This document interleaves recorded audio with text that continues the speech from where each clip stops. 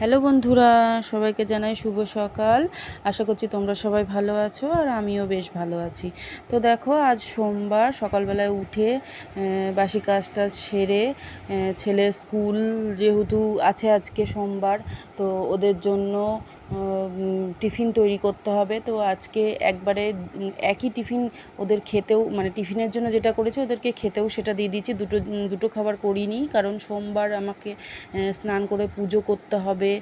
যেহেতু আমি বেশিক্ষণ না খেয়ে থাকতে পারি না, আমার ওষুধ চলে। তো সেই জন্যই আজকে একটু মানে ধোসা টাইপেরই যে একটা খাবার করতে চেয়েছি, যেটা হচ্ছে এটা আমার নিজস্ব রেসিপি, আমি নিজের মাথা থেকে বের করে করেছি।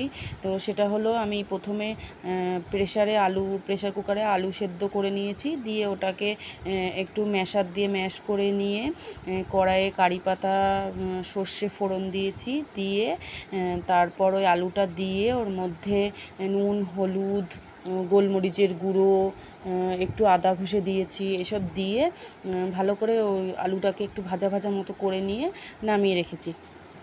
তারপর আমি সকালবেলা উঠেই প্রথমে একটু এক প্যাকেট সুজি আর ওর মধ্যে একটু টক দই দিয়ে ভিজিয়ে রেখে দিয়েছিলাম মেখে।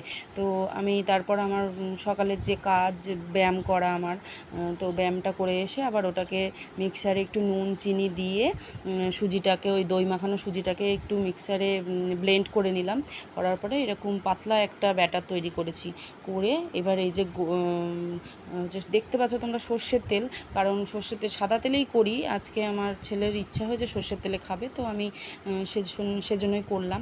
একটু সর্ষের তেল ফ্রাইং প্যানে দিয়ে এই গোলা রুটির মতন করে, মানে যেরকম ধোসা বলতে পারো, গোলা রুটি বলতে পারো।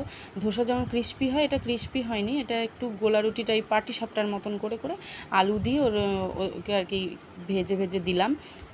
ওটাই ওদেরকে টিফিনেও, দেখো টিফিন বক্সেও দিয়ে দিয়েছি 3টে করে, আর ওদেরকে ছেলেকে খেতেও দিয়ে দিয়েছি ওটাই, কারণ 2টো টিফিন করতে গেলে দেরি হবে। তারপরে আবার আমার আলাদা, আমি এটা খাবো না, যার জন্য আমাকে রুটি আর ভেন্ডি ভাজা করতে হয়েছে। তো টাটা।